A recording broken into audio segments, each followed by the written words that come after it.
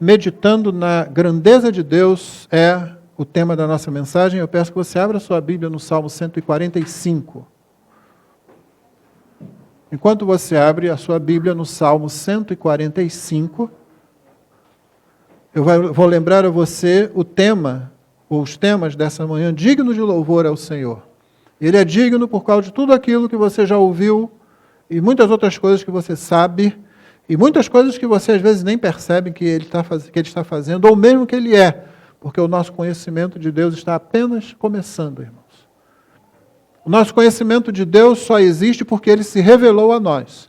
E ele se revelou de modo a que tudo que precisamos para a salvação está nas Escrituras. Não falta nada. Você não precisa procurar em nenhum outro lugar o que você precisa saber do plano redentor de Deus em Cristo. Tudo está na Escritura.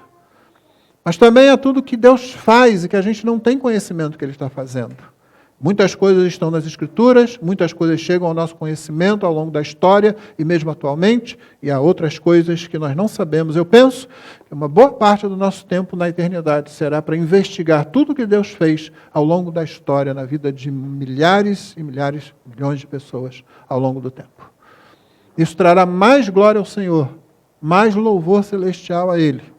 Então, eu sempre gosto muito daquela ideia de que nós não vamos ficar vestindo roupas brancas e tocando harpa o tempo todo flutuando numa nuvem. A Bíblia fala de novos céus e nova terra. E há muito para ser investigado ainda nas dobras das vestimentas de Jesus, como disse um puritano. E nós vamos passar muito tempo fazendo isso, por causa de quem Deus é e por causa do que Ele faz. Portanto, tenha isso em mente enquanto nós lemos o Salmo 145, que diz assim: Eu te exaltarei, ó Deus meu e Rei, bendirei o teu nome para todo sempre. Todos os dias te bendirei e louvarei o teu nome para todo sempre. Grande é o Senhor e muito digno de ser louvado, a sua grandeza é insondável. Uma geração louvará a outra geração as tuas obras e anunciará os teus poderosos feitos. Meditarei no glorioso esplendor da tua majestade e nas tuas maravilhas. Falarão do poder dos teus feitos tremendos e eu anunciarei a tua grandeza. Divulgarão a memória da tua imensa bondade. Com júbilo celebrarão a tua justiça. Bondoso e compassivo é o Senhor, tardio em irar-se, grande em misericórdia. O Senhor é bom para todos, e as suas misericórdias permeiam todas as suas obras. Todas as tuas obras te renderão graças, Senhor, e os teus santos te bendirão. Falarão da glória do teu reino, e confessarão o teu poder, para que os filhos dos homens conheçam os teus feitos poderosos e a glória da majestade do teu reino. O teu reino é um reino eterno. Teu domínio subsiste por todas as gerações. O Senhor é fiel em todas as suas palavras e santo em todas as suas obras. O Senhor sustém todos os que vacilam. Levanta todos os que estão prostrados. Em ti esperam os olhos de todos, e tu a seu tempo lhes dás o alimento. Abres a mão e satisfazes os desejos de todos os viventes. Justo é o Senhor em todos os seus caminhos, bondoso em todas as suas obras. Perto está o Senhor de todos os que o invocam, de todos os que o invocam em verdade. Ele satisfaz o desejo dos que o temem. Ouve o seu clamor e os salva. O Senhor protege todos os que o amam, porém todos os ímpios serão exterminados. A minha boca proclamará o louvor do Senhor, que todos os seres vivos louvem o seu santo nome para todo sempre. Essa é a palavra do Senhor. Vamos meditar um pouco, guiados por Davi. E esse é o último salmo de Davi no livro dos Salmos, no Saltério. Ele precede o grande final desse livro. A partir daqui, os próximos 5 salmos que encerram o livro são chamados de o Grande Halel, porque todos eles começam e terminam com a expressão Deus seja louvado, que transliterada diretamente do hebraico é o nosso aleluia. Então é bem interessante que o último salmo de Davi esteja precedendo o grande final do livro dos Salmos. Também é bem interessante que ele seja um acróstico. Davi era um poeta, e alguns dos seus salmos são um acróstico. Você sabe o que é um acróstico? Para as crianças que estão aí, um acróstico é aquele tipo de poesia ou de texto, onde cada verso, nesse caso aqui, começa com uma letra do alfabeto. No caso, o alfabeto hebraico. O que deve nos lembrar que os salmos são pensados. É usada a razão para construir uma poesia.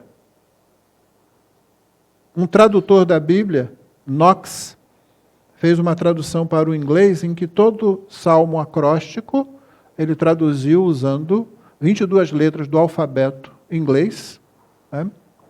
Semelhante aos nossos, mas ele pegou 22 letras e fez um grande esforço para fazer cada versículo desse salmo começar com uma letra na ordem do nosso alfabeto. Pensar sobre isso é pensar que o salmo fala tanto a nossa razão como ao nosso coração. No sentido mais vago da palavra coração, fala ao nosso intelecto, fala às nossas emoções. Mas, acima de tudo, os salmos são palavras de Deus.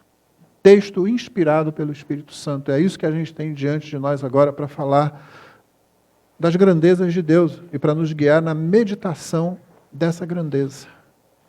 Um dos temas do dia de hoje é a alegria em Deus. Deixa eu perguntar a você, como é que a gente pode ter alegria quando seres humanos, na mais tenra idade, são ceifados de forma brutal, como nós vimos nas últimas semanas?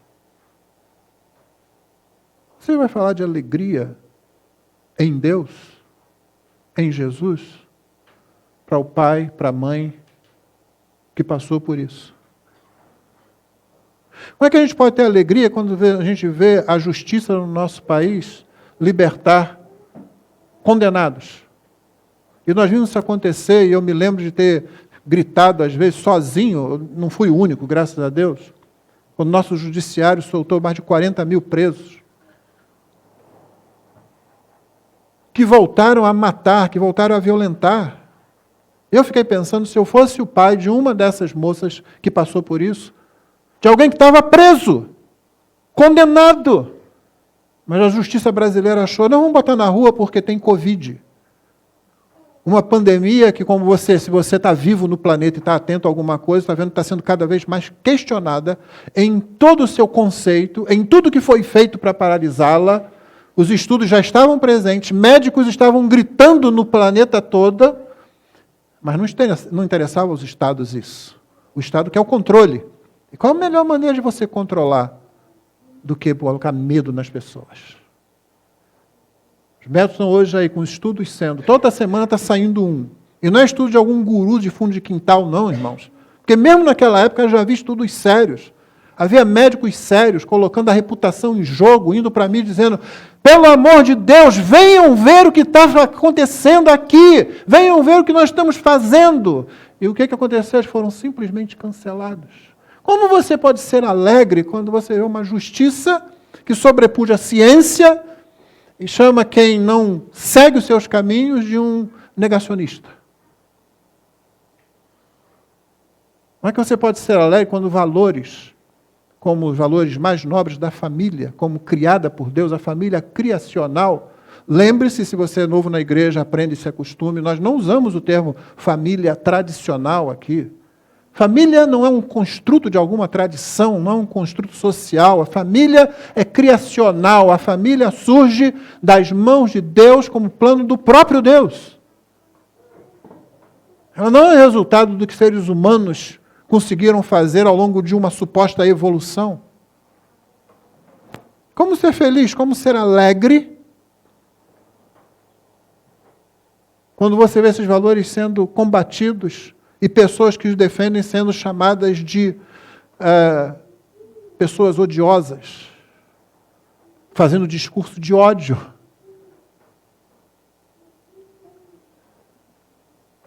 Então, essa semana nós tivemos a notícia de mais 2 bebês chegando à nossa igreja nos próximos meses. E temos várias crianças aqui. Temos aqui vários pais. Eu estou me lembrando do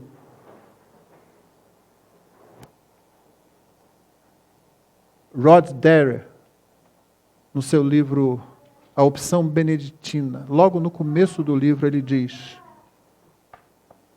que uma das coisas que causou uma grande mudança nele foi quando o filho nasceu, em 1999. E ele fala uma coisa que é verdade. Poucas coisas causam um impacto maior na vida de um homem do que quando ele pega seu filho pela primeira vez nos braços. E aí você pensa, que mundo essa criança vai herdar? Em que mundo esse meu bebê vai viver? Eu convido cada um dos homens desta igreja a pensar sobre isso. Eu estou dando ênfase nos homens porque, meu irmão, é você que é o cabeça da sua casa, é você que é o líder da sua casa, é você que é chamado ao sacrifício, porque liderança masculina é, antes de mais nada, amor sacrificial. Não é que você seja mais esperto ou inteligente que a sua mulher. A minha experiência tem mostrado que elas costumam ser muito mais sensatas. Veja qualquer negocinho, qualquer meme daqueles, qualquer filmezinho daqueles que diz assim, por que os homens vivem menos? Você vai ver ali. Mas a você, meu irmão, foi dada uma responsabilidade, um dever pelo próprio Criador. Eu estou desafiando você a pensar sobre isso. Mais tarde, olhe para o seu filho. No meu caso, olhe para o seu neto. E pense, em que mundo essa criança vai viver? Porque isso pode nos fazer tomar algumas atitudes, ao invés de nos encolher e aceitar coisas que estão sendo colocadas diante de nós. E às vezes nos sentir culpados. De vez em quando tem um homem aí pedindo perdão por ser homem. Meu irmão, se eu viesse com uma história dessa para minha mãe, mas eu ia levar um tabefe, eu acho que ela ia, sabe? Não é que minha mãe fosse violenta, não, mas tem certas coisas que eram inadmissíveis. Ela dizia isso, eu vi ela dizer isso para meu irmão, numa tolice que ele fez lá. Eu não estou criando um maricas, eu estou criando um homem. Hoje você fala isso, dá a impressão que você quer botar uma arma na cintura e sair dando tiro nos outros. Não! Você está justamente protegendo os conceitos que mantiveram e ainda mantêm, pela graça de Deus, a nossa sociedade de pé, que são conceitos judaico-cristãos, de família. Mas como ser alegre quando você olha ao redor e vê o que a gente está vendo hoje? A solução das Escrituras para isso é sempre uma e a mesma só. Olhe para Deus antes de olhar para o mundo. Olhe para o Criador, olhe para as grandezas de Deus antes de você olhar para o mundo. Senão você vai desanimar, ou vai tomar alguma atitude tola, ou vai pegar tudo nas próprias mãos achando que vai poder resolver, ou vai se isolar completamente e achar que isso vai ser a solução. Não. Olhe para Deus antes de olhar para o mundo ao seu redor. Olhe para Deus antes de olhar para dentro de você mesmo. Nós não procuramos solução dentro de nós não procuramos soluções ao nosso redor, nós procuramos soluções olhando para o alto, olhando para Deus. E aqueles que assim o fazem é que realmente se tornam relevantes para esse mundo aqui. Os que ficam olhando para dentro de si mesmo ou para o mundo ao redor apenas vão ficar confusos, ficar com medo, vão se acovardar ou então vão querer tomar a mudança do mundo nas suas próprias mãos. O que muitos têm feito na tentativa de trazer o céu para a terra tem produzido inferno ao longo da história e alguns desses têm matado milhões de pessoas. Como é que o salmista faz isso? Nesse salmo, quando o livro dos Salmos está sendo encerrado, e por favor, quando eu falo isso, não vá ser ingênuo e achar que uma pessoa só chegou num único momento e arrumou tudo. Não. Mas o livro foi arrumado. Ele foi arrumado em 5 livros. Né? Você vai ver aí as divisões, livro 1, livro 2, 3, 4 e 5. Os salmos são organizados dentro de uma certa ordem. Se você ler muitas vezes, você ler com atenção, você vai ver como alguns assuntos são colocados juntos num determinado momento. E você vai lembrar que os salmos não estão aleatoriamente jogados ali.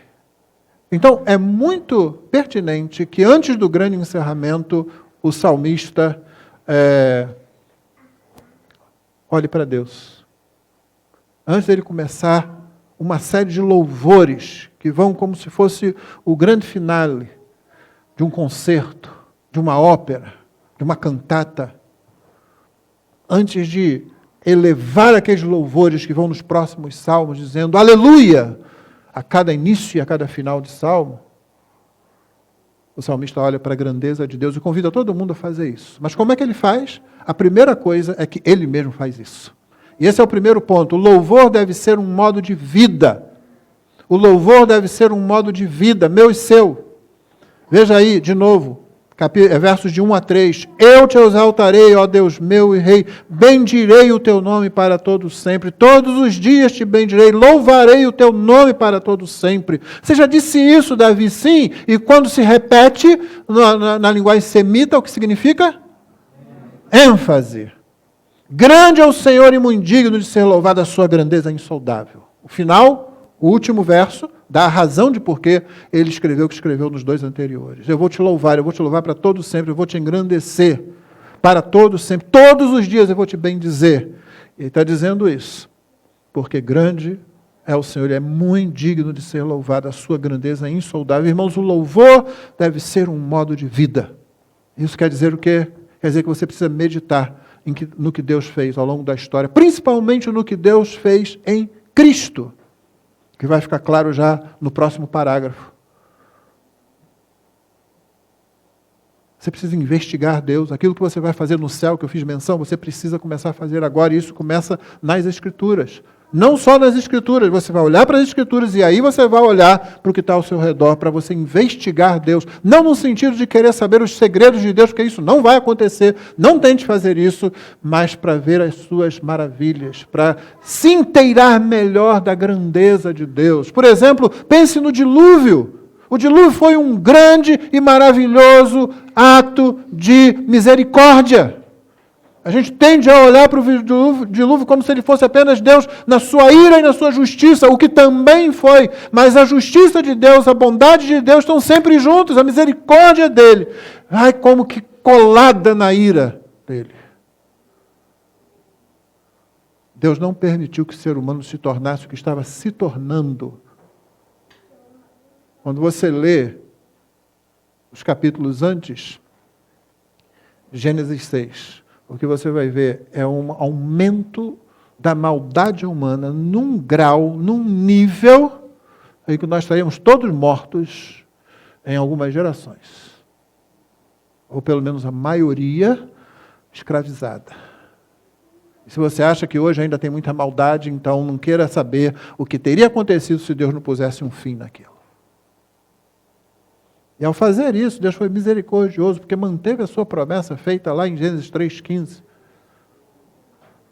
de que a semente da mulher iria esmagar a cabeça da serpente. Então pensemos nas obras de Deus de vários ângulos, porque Ele é grandioso.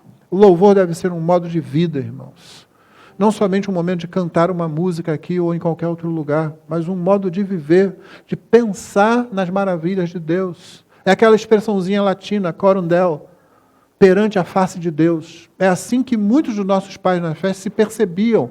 Eu vivo na presença de Deus. Eu estou perante a face dele o tempo todo. E ao invés de eu ficar atemorizado por isso, eu tenho santo temor e investigo o que ele faz e quem ele é, as maravilhas que ele anda fazendo. Porque ele continua fazendo maravilhas aí. Mas você não vai conseguir ver isso se você se afasta dele. Se você pensa que você vai apenas ter algum vislumbre dele quando você vê alguma coisa sobrenatural acontecer. Se eu visse um milagre, pastor, talvez então, já alcançou de ver milagres e continuou incrédulo. Dura cerviz, não conseguia curvar a cabeça diante de Deus. Não é o milagre que produz isso, é a contemplação de Deus em sua palavra. É a contemplação dos atos de Deus como narrado nas Escrituras. É a contemplação daquilo que Deus faz na história e faz atualmente através das lentes da Escritura. É isso que faz com que a gente diga igual, ou que a gente venha dizer igual ao salmista, igual a Davi, eu te exaltarei, ó Deus meu e Rei, bendirei o teu nome para todo sempre. Então esse é o primeiro ponto, o louvor deve ser um modo de vida. 4 a 7. Falar à próxima geração faz a diferença entre bênção e ruína. Falar à próxima geração. Testemunhar a próxima geração, para a próxima geração, faz a diferença entre bênção e ruína. Veja o verso 4 a 7. Uma geração louvará outra geração as tuas obras e anunciará os teus poderosos feitos. Meditarei no glorioso esplendor da tua majestade nas tuas maravilhas. Falarão do poder dos teus feitos tremendos e eu anunciarei a tua grandeza. Divulgarão a memória da tua imensa bondade com júbilo, celebrarão a tua justiça. Você percebeu? O salmista começou falando dele mesmo, mas ele vai unir a voz dele às vozes dos outros também. E a primeira coisa que ele fala, depois dele mesmo ter louvado a Deus, é: uma geração vai anunciar isso a outra geração. E eu não sei se mesmo Davi tinha ideia de que a geração dele, através de um texto como esse, alcançaria uma geração do século XXI aqui na Tijuca, no Rio de Janeiro. Mas está aqui. Você está hoje recebendo o anúncio daquela geração, e através dos tempos isso veio. E é isso que a gente deve fazer. Anunciar a próxima geração faz muita diferença. Por que que existe um livro chamado Livro de Juízes na Bíblia? Por que que aquele livro é daquela natureza? Está lá em capítulo 2, verso 10. Levantou-se uma geração que não conhecia os feitos do Senhor, nem as maravilhas que Ele fez. Pronto, está aí o hiato. Está o vão entre uma coisa e outra. E levanta-se uma geração que pergunta: mas quem é Deus? Não, eles têm a tradição. O conhecimento não zerou, mas não foi adequadamente passado. E Deus foi reduzido a uma divindade quanto às outras. Talvez a tarefa tenha ocupado muito tempo. Eles tinham começado a penetrar na terra prometida, a possuir a terra prometida. E, de repente, muitos afazeres. E os líderes não pararam para pensar: olha, mais importante do que organizar a nossa entrada na terra é não perder a próxima geração para aquilo que Deus fez e para quem Deus é. Uma boa lição aqui, irmãos, para mim e para você, que somos pais, para as mamães que estão presentes aqui. A gente está tão preocupado com o futuro do nosso filho, da nossa filha, só que preocupado do jeito errado.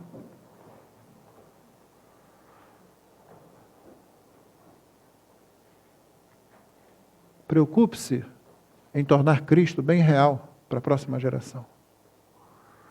Tanto de crentes como de não crentes. Isso vai fazer muita diferença entre bênção e ruína.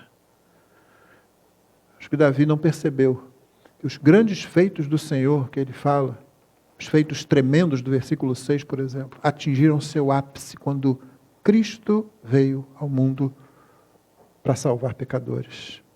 Nenhum feito de Deus foi tão tremendo quanto da encarnação do Verbo para que nós pudéssemos ser salvos. E é por causa disso que, talvez sem ter pleno conhecimento do que isso significaria, ele escreveu o final do verso 7. Porque uma pergunta que pode ser feita para o final do verso 7 é: por que que alguém celebraria a justiça de Deus? Quem é esse louco? Quem é o louco que celebra a justiça de Deus? Nós já aprendemos que a gente não quer que Deus seja justo com a gente quer que Deus seja misericordioso com a gente, porque se Deus fosse justo com a gente, nós estaríamos numa situação muito ruim. Mas a justiça de Deus, ela é muito mais do que simplesmente punição, irmão. Deus, ele pega as coisas erradas e coloca as coisas certas. Ele muda aquilo que está errado para a condição correta. Ele conserta aquilo que está torto para fazer aquilo reto. Aquilo que está desfeito para fazer aquilo refeito. A justiça nas Escrituras, principalmente no Antigo Testamento, tem esse sentido também de restauração. É como aquela coisa que está feia, e aí você passa uma máquina sobre ela e de repente a superfície está boa de novo, está bonita de novo. Você pensou: mas eu achei que nunca mais fosse recuperar isso. A justiça de Deus pega aquilo que está ruim, que está feio, transforma em coisa boa, em coisa bela. E é por causa disso, e principalmente pelo grande feito em Cristo Jesus, que aqui Davi já antecipa isso como profecia, e ele era profeta, você vai se lembrar disso, dizendo: e com júbilo celebrarão a tua justiça, porque Deus conserta o que está ruim na minha vida, o que está estragado, Deus acerta na minha vida, à medida que eu me entrego, que eu me dou a Ele. Versículos 8 e 9 constituem também uma unidade, e aqui você vê Deus como sendo mais compassivo do que nós pensamos. Não esqueça a justiça dele. A justiça dele pune também. A justiça disciplina. Sobretudo, a justiça acerta, conserta, refaz. Mas Deus é muito mais compassivo do que pensamos.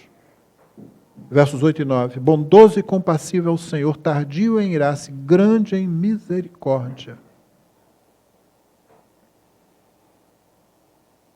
O Senhor é bom para todos. As suas misericórdias permeiam todas as suas obras.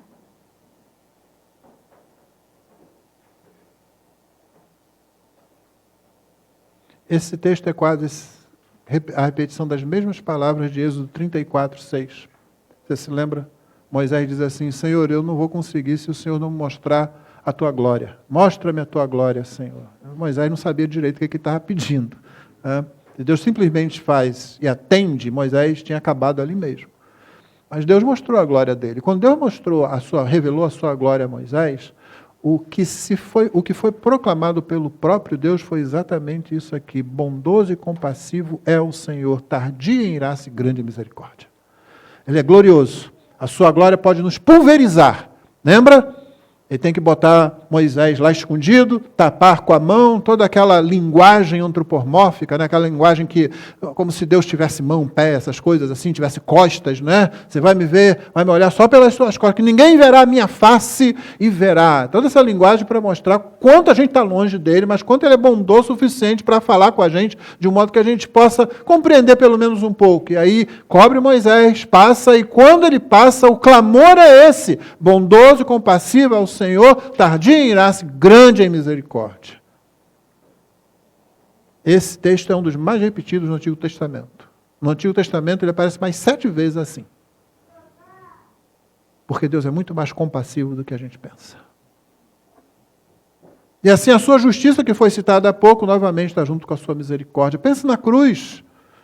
A cruz é tanto símbolo da misericórdia, da bondade de Deus, como símbolo da sua justiça, do seu juízo. Ela é símbolo do amor de Deus porque Cristo está na cruz em nosso lugar, mas ela é símbolo da justiça de Deus porque existe uma cruz sobre a qual Cristo está. O próximo ponto é que o domínio mundial de Deus deve ser causa de júbilo, tanto quanto a sua bondade. Esse é o próximo ponto nos versos 10 a 13. O domínio mundial de Deus. Você já pensou isso? Você louva a Deus, tem júbilo porque Deus governa todas as coisas? Eu acabei de perguntar como ser alegre com tantas coisas estranhas, horríveis, terríveis acontecendo ao nosso redor.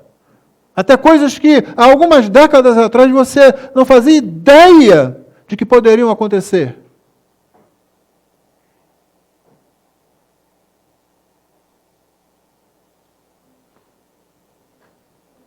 Como ser alegre?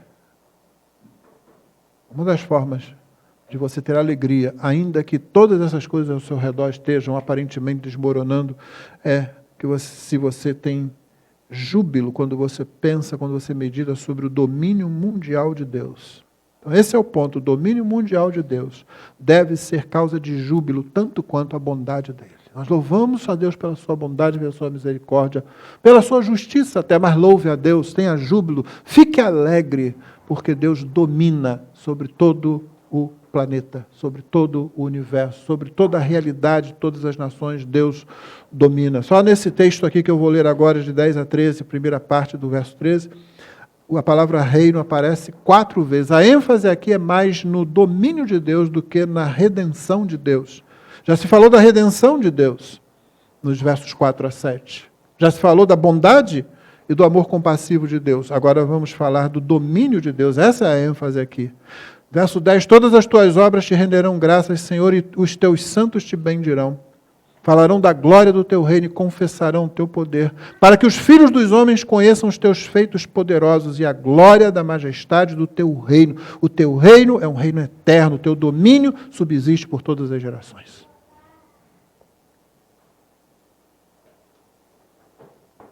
Esse verso é repetido nas Escrituras. Como são grandes os seus sinais. A pessoa está falando de Deus. Como são grandes os seus sinais e como são poderosas as suas maravilhas. O seu reino é um reino eterno, o seu domínio se estende de geração em geração. Quem está falando isso é ninguém menos que Nabucodonosor. Em Daniel 4:3. Assim, aquele que era o imperador, o maior império do momento, de um dos maiores impérios que já existiu sobre a face da terra. O que ele está falando? Ele está repetindo o que Davi escreveu aqui.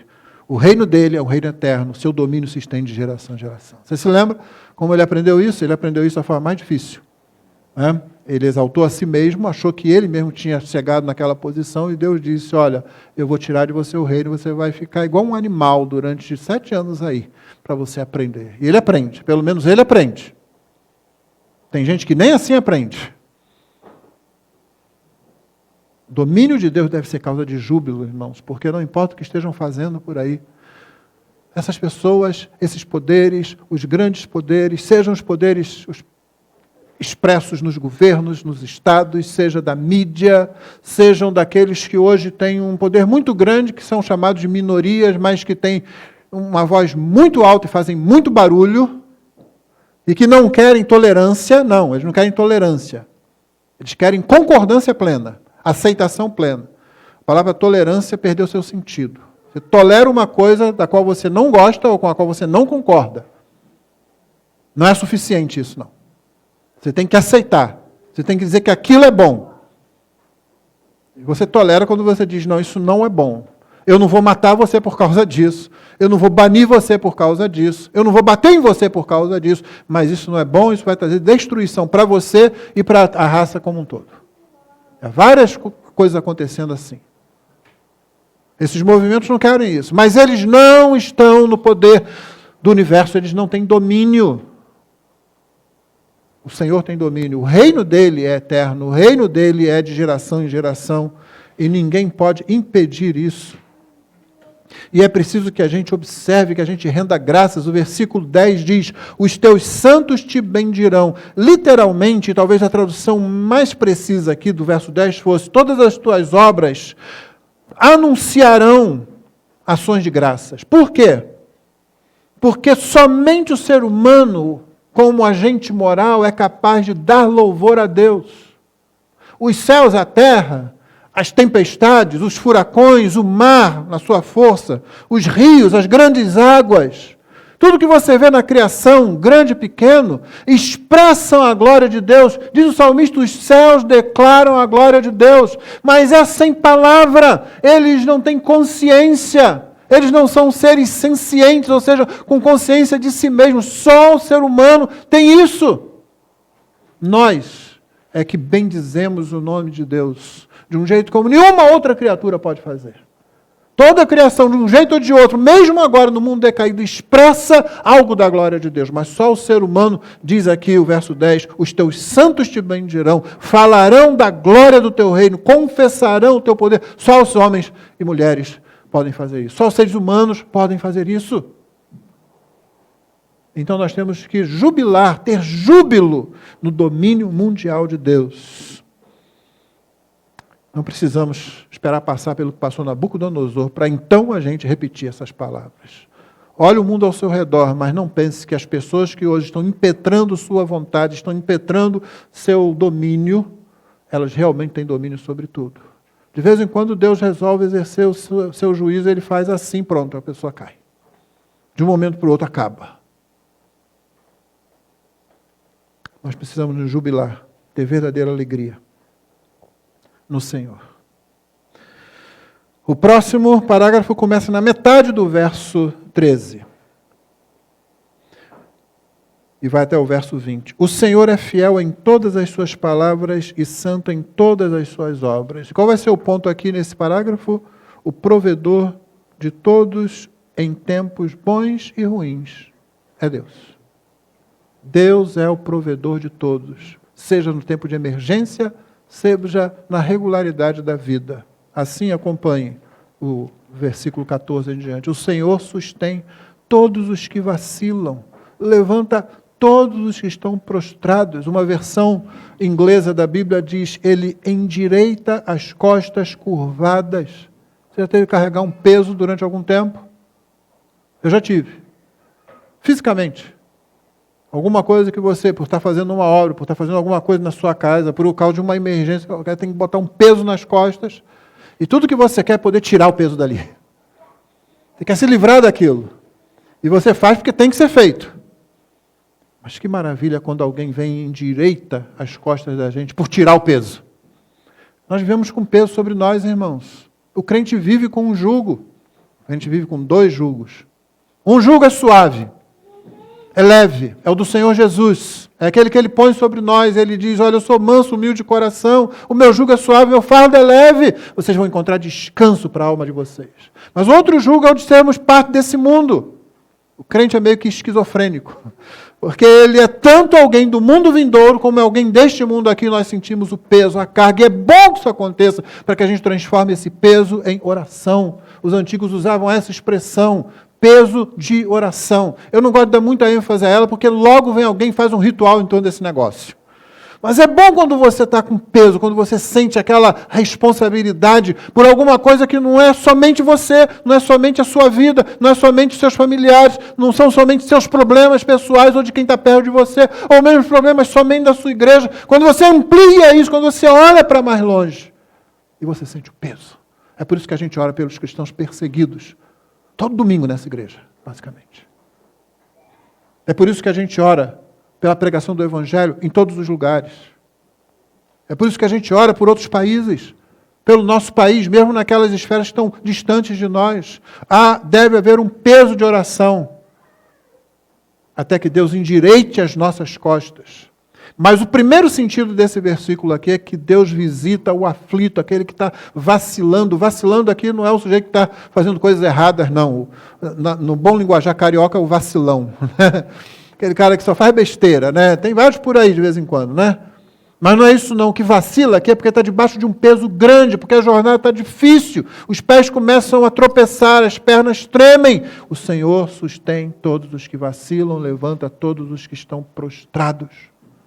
Ele é o sustentador, o provedor de todas as suas criaturas. Em ti esperam os olhos de todos, e tu, a seu tempo, lhes dás o alimento. Abres as mãos, satisfaz os desejos de todos os viventes. Todos os seres vivos, irmãos. Aí você pensa nos animaizinhos correndo no campo, não é? Os passarinhos. Não, pensa naqueles seres humanos que estão fazendo as coisas mais absurdas, tolas, violentas, cruéis. Eles também dependem de Deus. Eles não sabem disso, eles não dão glória a Deus por isso. Mas todos os seres viventes dependem de Deus. Deus é o provedor. Perto está o Senhor de todos os que o invocam, de todos os que o invocam em verdade. Estamos falando de quê aqui? Oração. Oração. Deus ouve os seus. Ele satisfaz o desejo dos que o temem, ouve o seu clamor e os salva. O Senhor é o provedor de todos em tempos bons e ruins.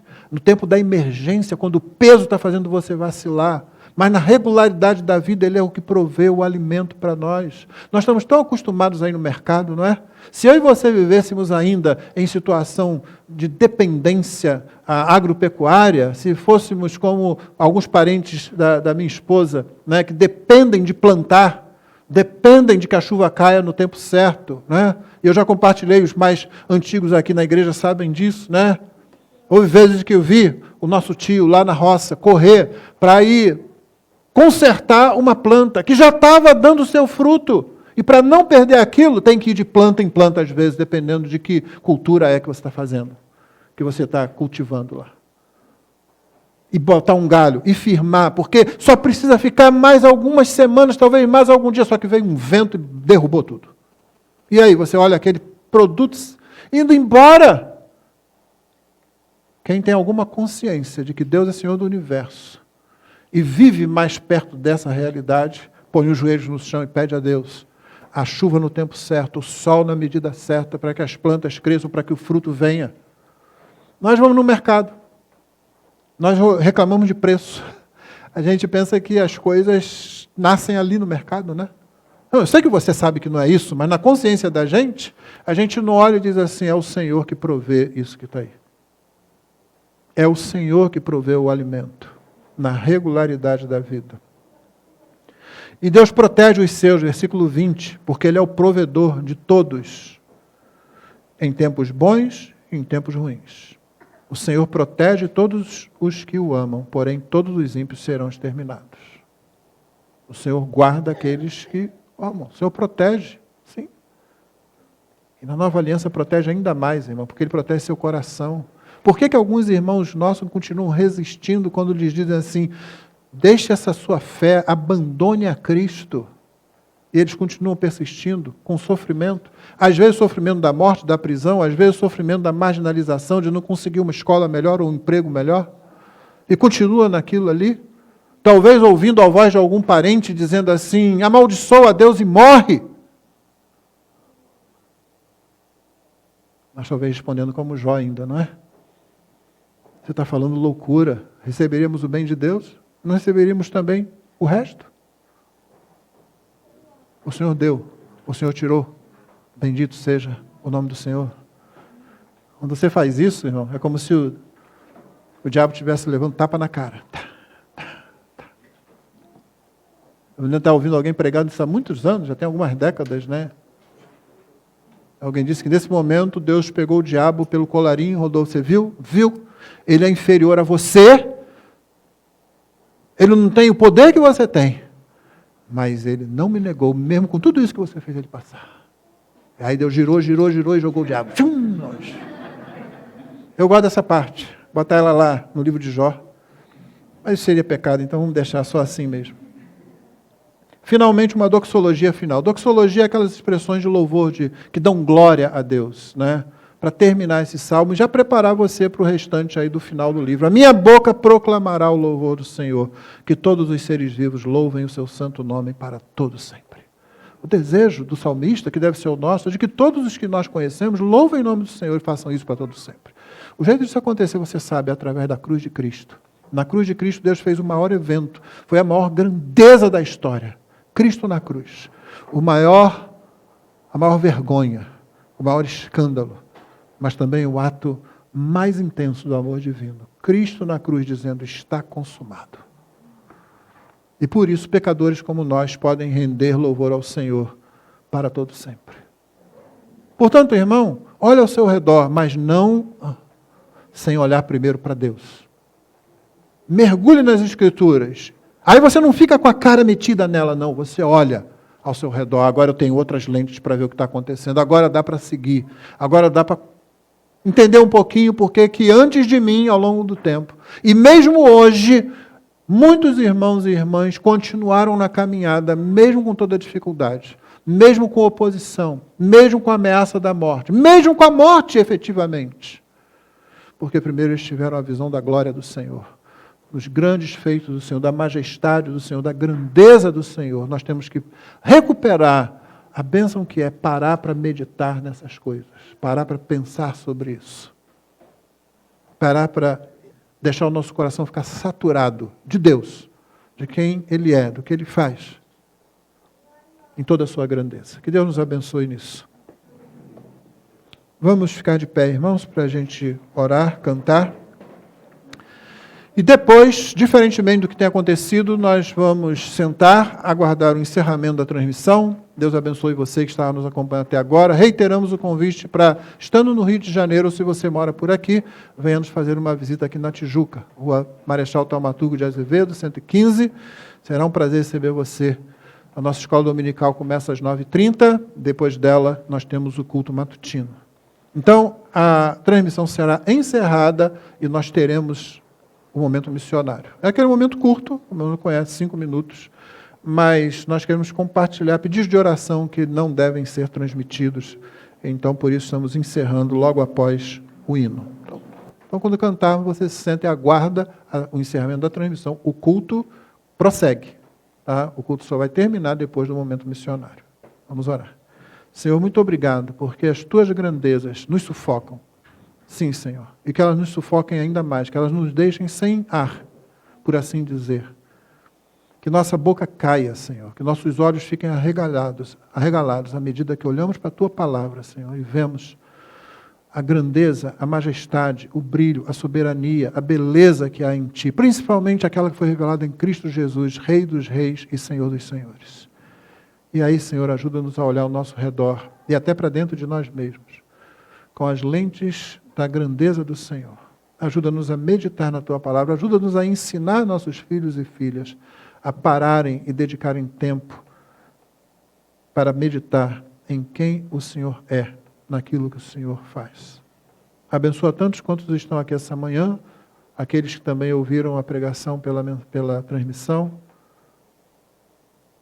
Produz os frutos, Senhor Deus, para os quais a Tua palavra foi enviada nesta manhã. Nós oramos assim no precioso nome de Jesus. Amém.